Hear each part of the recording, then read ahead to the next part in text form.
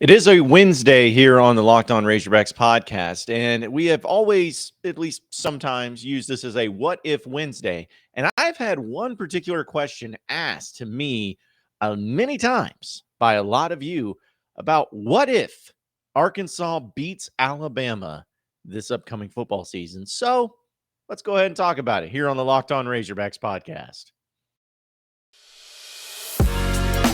You are Locked On Razorbacks, your daily podcast on the Arkansas Razorbacks, part of the Locked On Podcast Network, your team every day.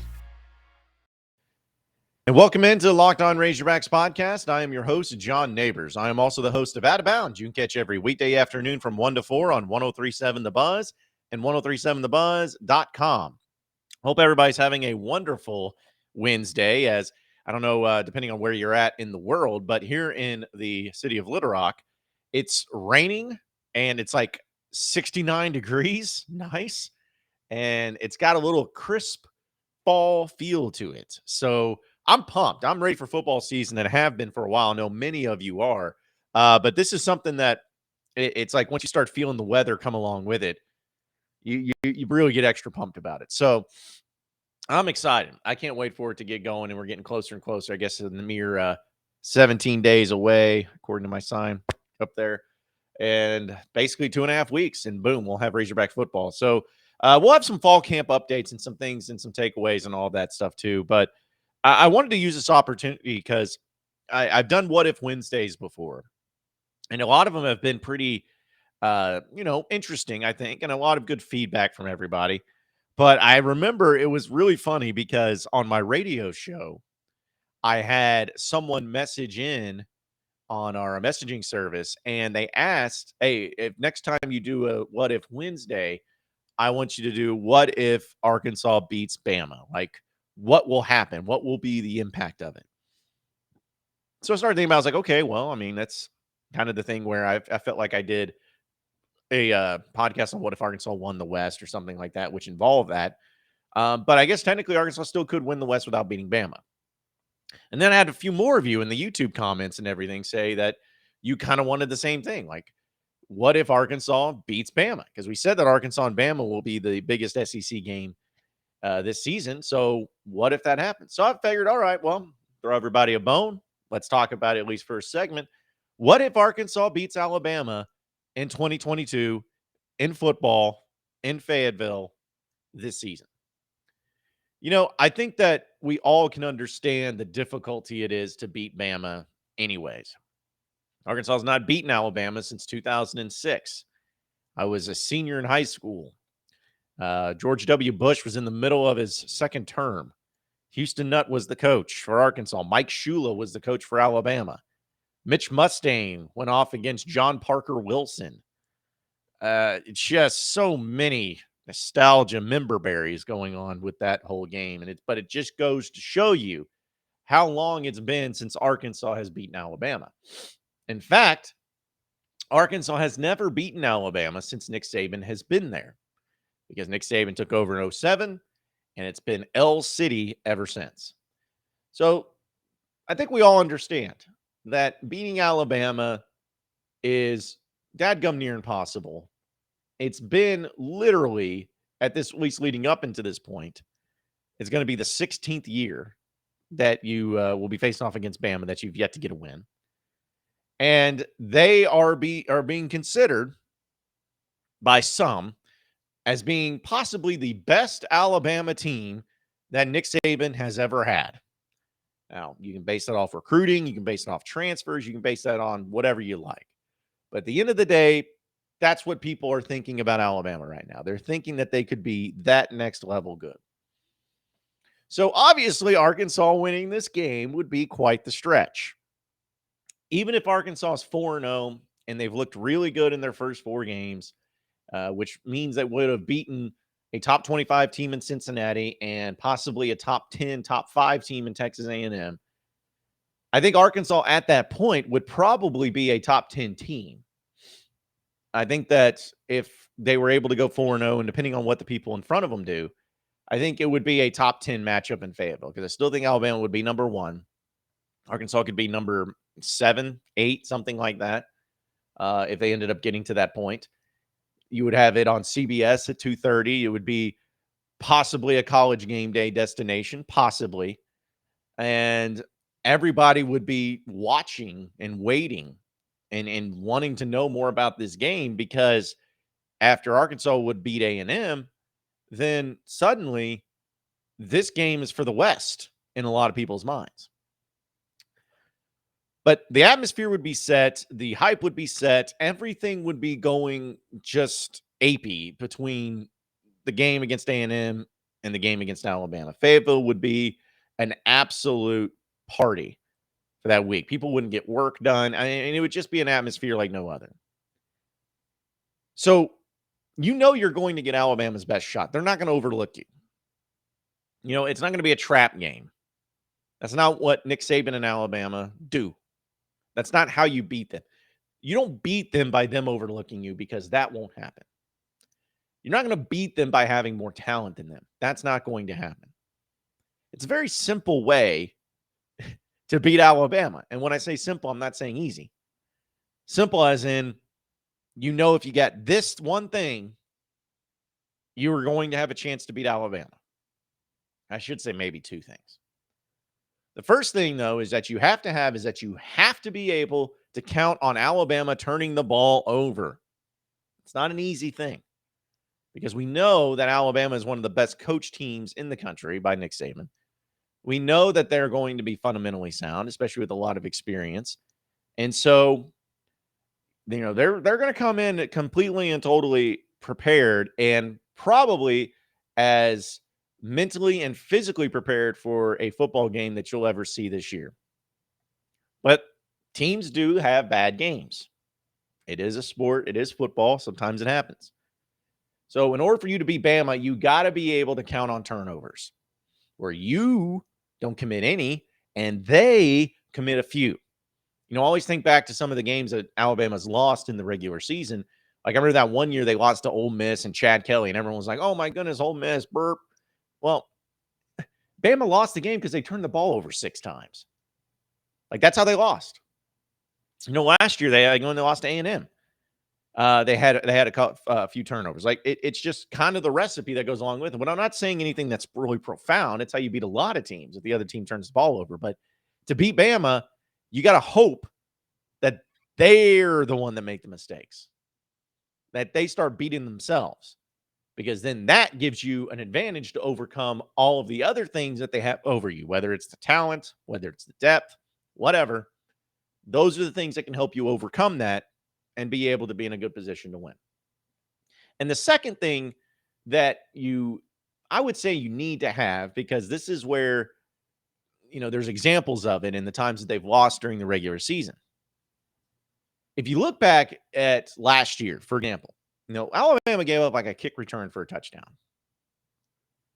Like, those are the weird plays, the fluky plays against a Bama team that you have to have. And that's where it kind of made me sad last year when Arkansas played Bama, because it felt like Arkansas had a few of those plays, like the fake field goal for a touchdown to Blake Kern, or, the pass to Traylon Burks where he outran everybody. Those are the plays that Alabama doesn't give up very often.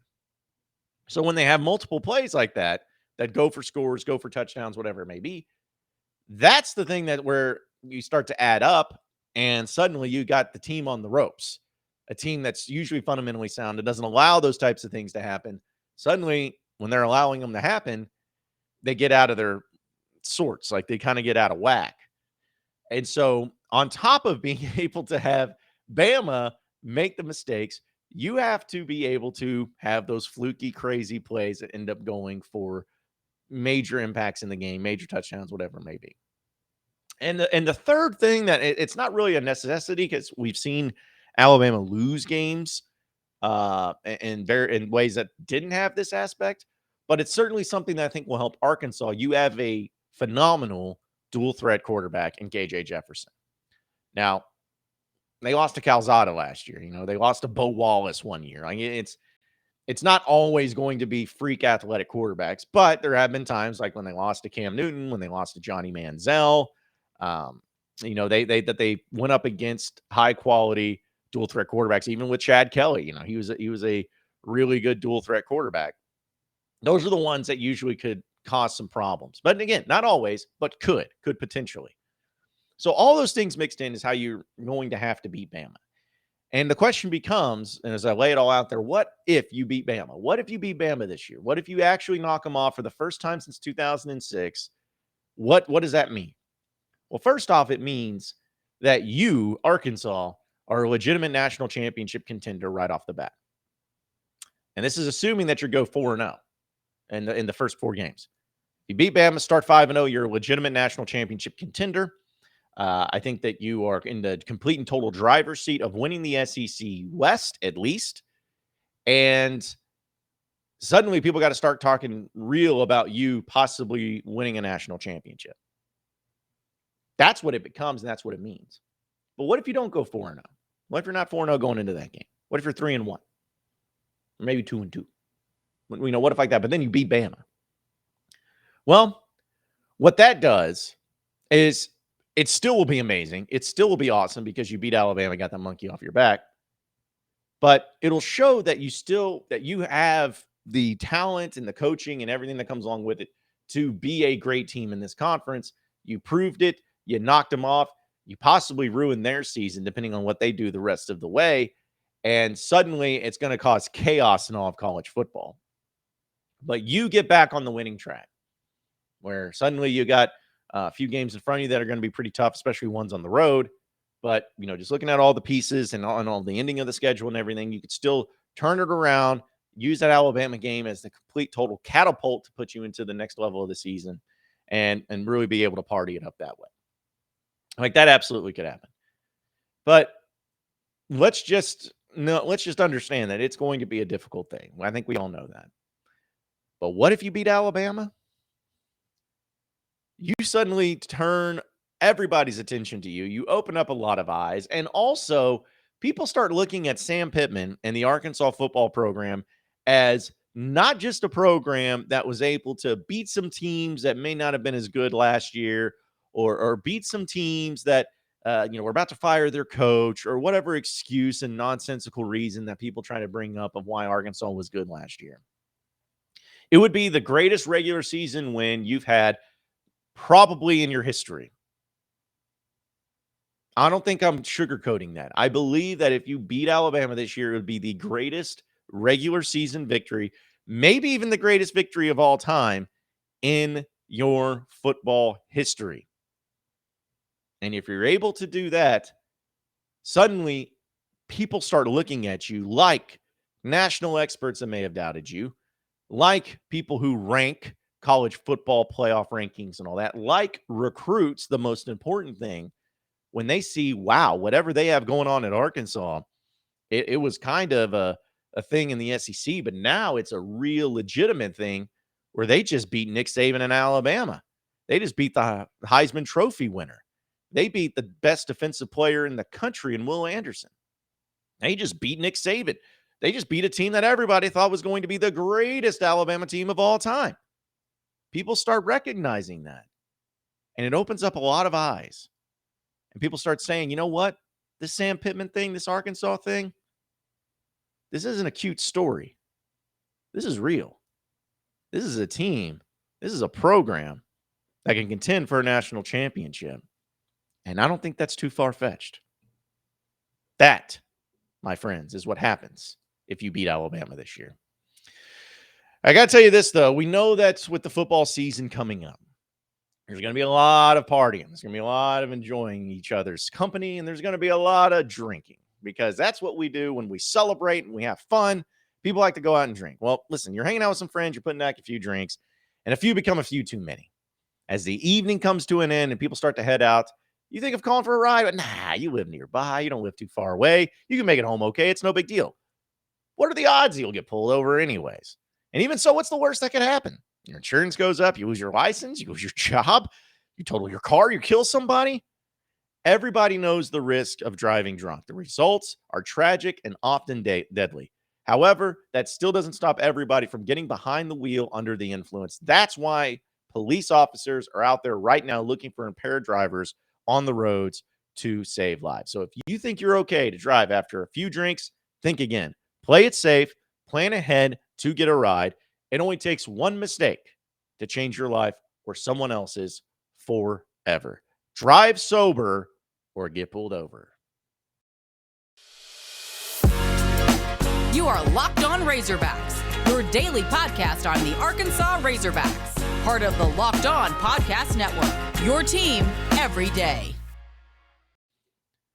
All right, so continuing on with the Locked On Razorbacks podcast, there's still some practice reports coming out and some guys that we haven't had a chance to hear from, or maybe we'll continue to hear from as the fall camps go on. And one of the things, though, that I thought was really interesting, and I wish I could go to fall camp. Like and that's that's the unfortunate thing about living in Little Rock. As much as I love Little Rock, is that we're not really close to make it easy to go to fall camps and check them out. So I've had to rely on some of our fine, astute media members and reading their reports to be able to check out and see exactly what's been going on. But one of the things that is going on today is about special teams and Scott Fountain actually meeting with the media, the special teams coordinator.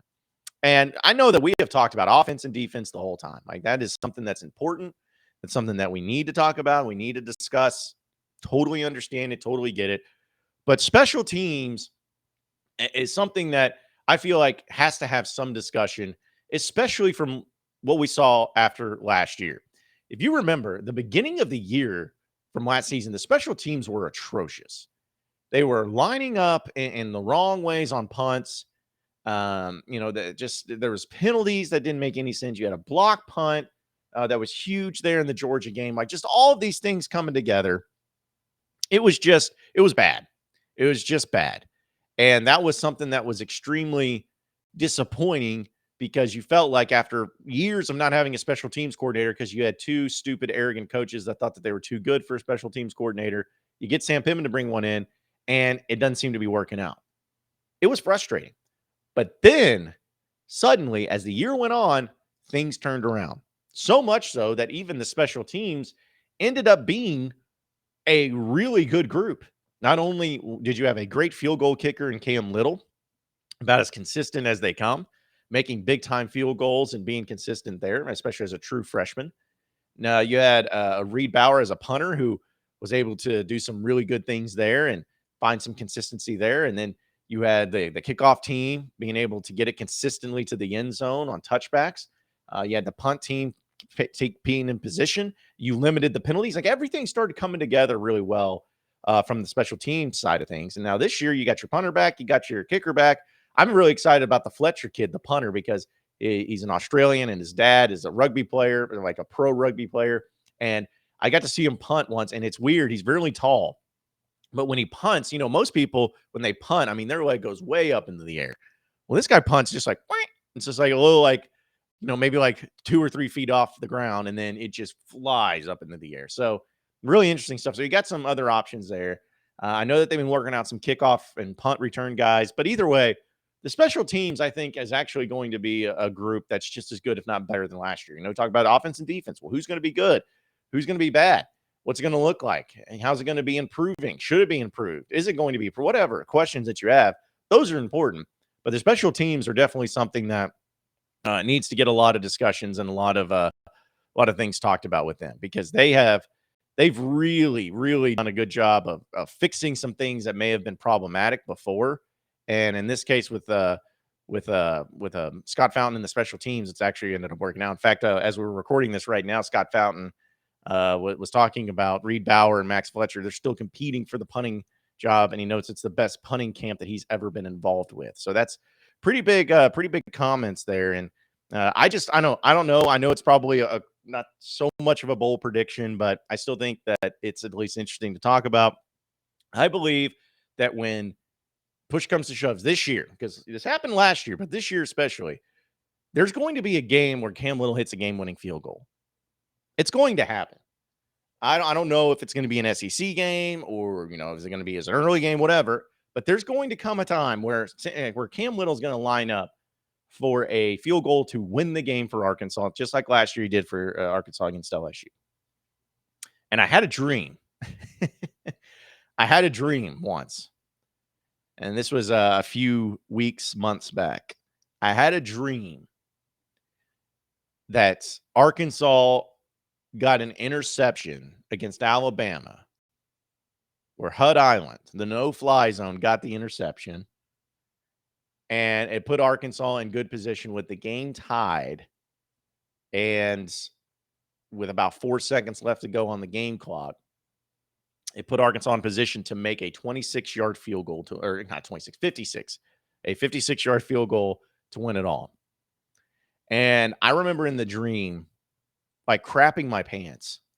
And it wasn't even real, but just the feeling of like where my stomach was sitting there and watching a game where Arkansas is tied with Alabama and Cam Little is lining up for a 56-yard field goal to win the game, to beat Alabama. And then like Saban takes a timeout to ice again, and it's just like, I'm sick. Like I'm still getting goosebumps just thinking about it because it just made me so sick. But he made it, and they won. Imagine if that happened. Cam Little built him a statue if that ended up happening. Since we talked about Alabama, but anyways, I think the special teams will be really good. I think Cam Little is one of the best kickers in the SEC. Great kid too, has a lot of great causes, and really look forward to seeing how it all goes down this season. We'll close up shop here on the Locked On Razorbacks podcast coming up next. You are Locked On Razorbacks, your daily podcast on the Arkansas Razorbacks. Part of the Locked On Podcast Network, your team every day. Okay, so final segment here on the Locked On Razorbacks podcast. You know, we always talk about schedules and everything, and I saw that Peter Burns actually put out a tweet, which I knew that it was the case, but still, just kind of when you see it in worded this way, it's pretty crazy. So the teams that have multiple preseason top 25 teams on their schedule, there's quite a few of them, especially if you're in the SEC. But in the country, there are only 2 teams that have 5, which is the most, preseason top 25 teams on their schedule. Arkansas, of course, is one of them. Auburn's the other one, which is funny, but not surprising because Auburn does have to play Georgia and Alabama every year. And we know that they also play some teams out of the SEC West. But Arkansas, with their 5 teams, actually ends up being Cincinnati, of course, is top 25. They got A&M, they got Alabama, they got BYU, they got Ole Miss. Those are your top preseason top 25. I still think Ole Miss is overrated, but that is what it is. Auburn still got 5. Auburn, A&M, Tennessee, Notre Dame, Ohio State, Clemson, LSU all have 4. Bama only has 3. Miami has 3. Georgia has 2. Like, come on, Georgia. 2? That's it? I mean, it's whatever. But still, it's like Georgia actually has a pretty easy schedule this year. Like they got a pretty easy schedule this year. They better win the SEC East again, or else it's going to be just a bad look for them. But either way, Arkansas once again has the toughest schedule in the country. It's not surprising, but they had that last year, and that's what I always think about. Like last year, I know it's always woulda, coulda, shoulda. Do what you got to do in front of you. Like Arkansas could have won 10 games last year if it wasn't for the fact that they had to play on the road against Georgia as their East opponent. Like, if it was any other East opponent, essentially, like if they had South Carolina or even, I think even Tennessee, I think Kentucky, I think, Vanderbilt, like whoever, even Florida, because they like crashed and burned quick. Arkansas would have won that game, and then they would have won 10 games. So I know it's always woulda, coulda, shoulda, and everything, but it's just amazing how timing goes for these schedules. Like Arkansas just happened to play the best Georgia team of all time last year on the road. Great. Good for them. But luckily this year you don't have that. You just have Alabama. And South Carolina, I still wish it was later in the year because at the end of that second game, it's just so, I don't know. Like, you used to play South Carolina time. I think Shane Beamer's a pretty good coach, but still leaning towards Arkansas just taking care of business. I don't think it's going to be a problem, but that's just the way the schedule goes in Arkansas land. Appreciate everybody listening into the Locked On Razorbacks podcast. Be sure to like and subscribe to the podcast on iTunes or on Google Play. You can get after me on Twitter at BuzzJohnNabors for any questions, comments, concerns you may have. We'll keep it going from there. Same podcast time, same podcast channel tomorrow afternoon. Have a great day, everybody. We'll see you.